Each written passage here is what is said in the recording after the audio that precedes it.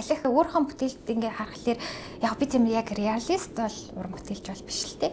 Гэтэ ингээд нэг тийм агаар мэдрэгдээсэ гэж яг өгсдөг байхгүй. Тийм ч учраас магадгүй даван дээр зурдаг гэж магадгүй давчны ядгүй юм агаар тийм хөвсөн одоо хийсэн гэх юм уу те. Тэгэхээр яг нэг тийм салхи гэх юм болоо. Салхи тий сайн байцгаана уу? Намайг Дүлгүн гэдэг залуу уран бүтээлч. Тийм тэгээд уран бүтээлийн хаан замыг сонгоод аз жаргалтайгаар явж байгаа хүн байна.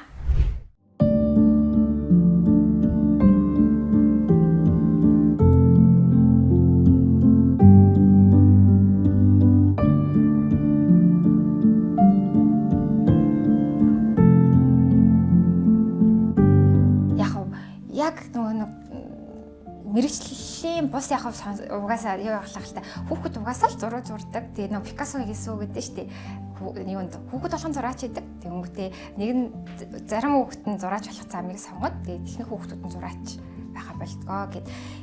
Миний хувьд бол бас яг адилхан. Бас нэг нөлөөсөн юм гэх юм бол манай ээж яг хичээл тарангууд Монголын орчуудын эрхлэн хорооны үзэсгэлэнг байнгут тэр үед болохоор одоо бол 14 хоног байсан бол манай ээж бол тэр үед 7 хоног болгон яг цаг тэр үедээ надад гаргадаг гэсэн цаг байгаа байхгүй үзэсгэлэн надад үзүүлдэг гэсэн. Ер нь л яг абстрактчлуулаад юугаар одоо ийм бүхий илэрхийлдэг гэсэн бол сүүлдээ би жоохон сэтгэвлүү ороод гэтээ тэр нь дандаа мэдрэмжийн тухай учраас яг контемпорари уран бүтээлч гэж. Яг би одоо дас үзэсгэлэн гэх юм бол бараг 5 үзэсгэлэн гаргад 6 тий.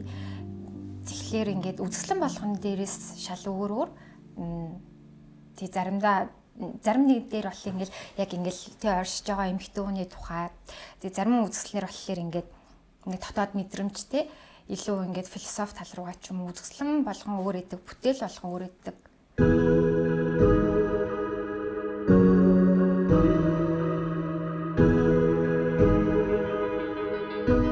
Эмэгтэй хүний гоо сайхан гэдэг чинь хүчтэй тэгээд бас ингээд нөгөө талаасаа тэр бас аюул түргэж болдог. Ингээд айгуу тийм олон талтай тэр одоо тий гой сайхан залуу насыг яаж жиргүүлж болно. Тэгээд нөгөө талаасаа бас ингээд хүмүүс ярьдэн шүү дээ. Хөшөрсөн ч гэсэн ингээд амар гой харагдчих чаа. Би залуу байхдаа л хүрхэн байсан юм аа. Одоо ингээд нүрээ татуулчмаар байна. Тэгмээрээ ингээд амар үзэсгэлэнтэй гэж боддог эмэгтэйчүүд маань тэгээд ахаар яг нэг тиймэрхүү зүйлүүдээс болоод за ерөнхийдөө бол эмэгтэй хүний бие гэдэг чинь юу лээгээд бас тал талаас нь батсан юм. Нөгөө талаасаа гэх юм бол эмэгтэй хүний бие гэх юм бол нэг тийм одоо хүслийн те одоо дур хүслийн объект юм шиг нөгөө талаасаа гэх юм бол ингээд нэг тийм одоо тийм хариун зүйл байх ёстой тий. Ялангуяа Монголд ч тий эмэгтэй хүний тийм задгай угаар өгдөггүй. Гэхдээ ингээд задгай нэг хэсгээр ингээд тайл болохдоо ямар нэгэн тийм одоо задгай дур хүслийн биш арай өөрөөр ингээд хүний биеийг хараад тэр болгон чинь өөр ингэсэн дурсамжтай тэр биений тэр биеэрээ хүүхдэд төрүүлнэ амьдрын сурна тэгэхээр яг адилхан ингээд хүн шүү тэгээд тэгэнгүүтээ 10 м урт нөгөө зураг зурцсан байгаа шүү дээ одоо 24-нд цуврал зургийнхаа тэр мэдрэмжийг харагдахгүйгээр яг мэдрэгдэж байгаа мэдрэмжийг яг тэр даван дээр тусгахыг хүссэн. Яг тэгдэлтэй хүмүүс ингээд чи онгод аврахлаарэ зурж гин үү чи уухлаарэ зураг ингээд нөө олон удаа үзэсгэлэн гаргахлаар хүмүүс ирэнгүүтээ чи арх уугаад тэгээд зураг зурдаг хүмүүрсгүй айгу санаа асуултад энэ чинь ажил шүү дээ. Миний хувьд гэх юм бол ажилдаа менежмент гаргаад хийж байгаа л одоо зүйл гэх юм уу. Тэр болтол сургуулаа төгсөөд бол 8 жил 10 жилийн сургууль одоо нөө ерхий боловсролын сургуульд төрөлх хурлын багш хийгээд тэгээд их сургуульд бас 1 жил ажиллаад бас төрөлх хурлынхаа тэгэхэд ингээд яг итгэлгүй байсан бол үнэхээр үнэ. Яг тэр ажлуудыг хийж байхад бол үнэ ганц зорилго нь төрөлх хурлынхаа салбартаа одоо миний хийж чадах би одоо мундаг уран бүтээлч болж чаддгүй маа гэхэд одоо тэ энэ гоё салбарт ингээд хувь нэмрээ чадах ядхаараа оруулъя гэж бодож исэн. Тэгээд үгүй хүний ингээд нэг тийм нууцхан хүсэл гэдэг чинь яг дотор яваал гэдэг юм билээ. Өөртөө хизээч итгэлтэй биш ширнэ ингээл үзэсгэлэнгээ гаргана. Ингэн тэгнгээл одоо яг ингээл залуу уран бүтээлч нарын хувьд чинь бас хэцүү шүү дээ. Үзэсгэлэнгээ гаргаал ингээл хүмүүс намайг ямар муу юм хийд ингээ хэлчихвүдээ тэр болгоно ингээ тоохгүй итгэлгүй байсан хэрнээ хийгээл яваадсан. Тэгээд хийснийхаа дараа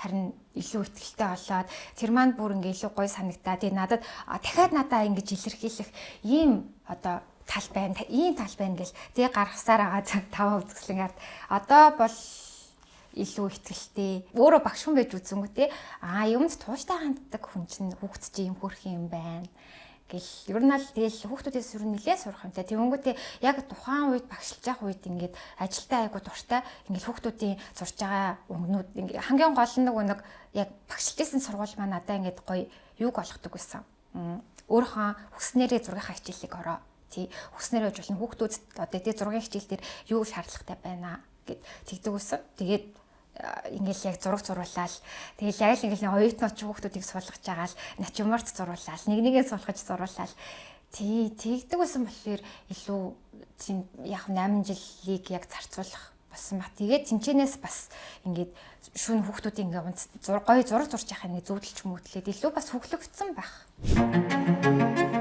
Хамгийн сүүлийн үзэсгэлэн одоо энэ бүхлээс өмнөх 25 онд болохоор би хөрсөн кофе гэдэг нэртэй үзэсгэлэн гаргасан. Тэрэн дээр болохоор одоо миний тухай тэр үзэсгэлэн бисэн гэх юм. Гэхдээ ганцхан миний тухай биш. Би чинь бас бусад эмэгтэйчүүдтэй адилхан эмэгтэй хүн. Ээж хүн. Тэгэхээр яг эмэгтэй хүмүүс тэр үзэсгэлэн үзээд намайг амар сайлгацсан. Одоо бид нар чинь ингээд амьдралаа сайн мэдэрч чадахгүйгээр өнгөрөөгөөд идэм биш шүү дээ гэж бодонгуудаа тэмүүтээ кофений тухай судалсан. Кофений тухай судалсан чи кофег хүрцэн байх. Яг халуунаар нь ингээд уух ёстой температурт нь уухгүй бол кофег хүрчихлээрээ гашуун амттай боллоод тэгээд яг тэр гой үнэр амтыг мэдрэх тэр мэдрэмжийг яг мэдрэх боломжгүй болдог гэхээр нь амьдралч гэсэн бас тухайн үедээ мэдэрч чадахгүй бол ингээд хэцүү юм шүү гэж бодоод тэгээд яг хөрсөн кофе гэдэг үзэсгэлэнгээ гаргасан. Хүмүүс одоо энэ ингээл завгүй энэ хотод энэ тэг ингээл баг ингээ найзуудтайгаа ч уулзаж чадахгүй хамгийн дотны хүмүүстэй ч цаг гаргаж чадахгүй ийм үед арай нэг жоохон өөр зүйлийг мэдрээд арай нэг жоохон сэтгэлэн гэх юм уу доторх хүнийх нь мэдрэмж нь ингээд өөрчлөгдөөд нэг жоохон нэг сэтгэл нь амраасай эсвэл ингээд жоохон ч гэсэн зүйлийг мэдрээсэй. Тэгэл зүгээр л гоё зүйл хийхийг хүсэж байгаа зүгээр л ингээл зургийн хэрэгслээ аваад гэртээ ирээл ингээ бэж яхад хамгийн гоё зүйлийг худалдаа тавцсан юм шиг. Хамгийн гоё тэгээд ингээ гоё бүтээлтэй болохоор бүр ингээ үнэхээр гоё ингээ хамгийн гоё имийг л ингээл нэг авцсан юм шиг.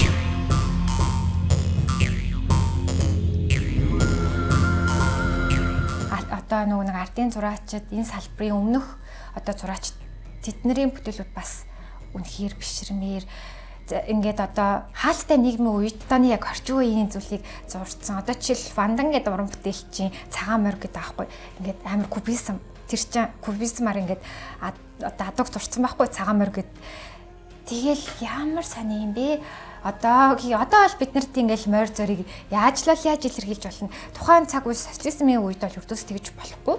Одоо хөрөнгөний үзэл гэдэг ч юм уу. Ер нь аль тийм үзэсгэлэн гаргалаа гэхэд ямартай ч ингээд хөөрхөн амар хөөрхөн хүмүүсд ингээд ирж үзээл үзэсгэлэн дээр ч ингээд нөө тэмдэглэл сэтгэл бичиж тэтэр үлдээдэж штэ. Энэ удаагийн үзэсгэлэн дээр ч ингээд таалагдлаа. Дараачийн удаа илүү хүлээлттэй байгаа шүү гэдэг ч юм уу. Галерейд болцоод ирж байгаа хгүй. Тэгэхээр надаас ингээд амар гой санагдаад ингээд болцоод орж ирж байгаа хоёр хүүхэд ах юм бол кофегаар дайлдаг ч юм уу эсвэл ингээд яриа өрнүүлдэг ч юм уу ингээд цагийг айгу зөв өнгөрүүлж шүү.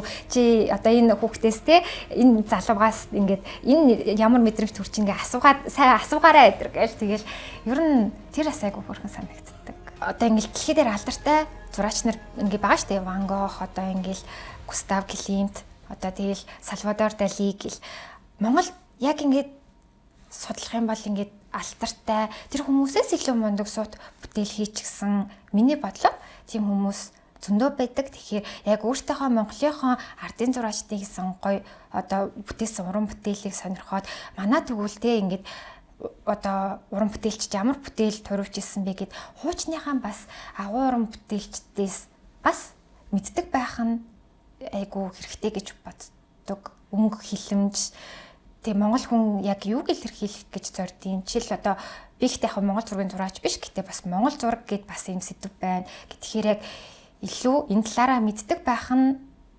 бас зүв байхаа гэж бодож байна. Тэгээд Монголын нөгөө суут уран бүтээлчтэй маань орчин үеийн Монголын уран зургийн галерейд ингээд гоё уран бүтээлүүд ингээд шилмэдэл үзэсгэлэнгүүд гардаг. Тэрийг бас хүүхдүүдэд үзүүлээд Монгол ахуйгаа ингээд тий ийм нүүдэлчин тэгээ дараа нь ингээд ийм нийгмийн шилжсэн ингэсэн ингээд үзүүлээд явах нь их чухал гэж бас бодож байна.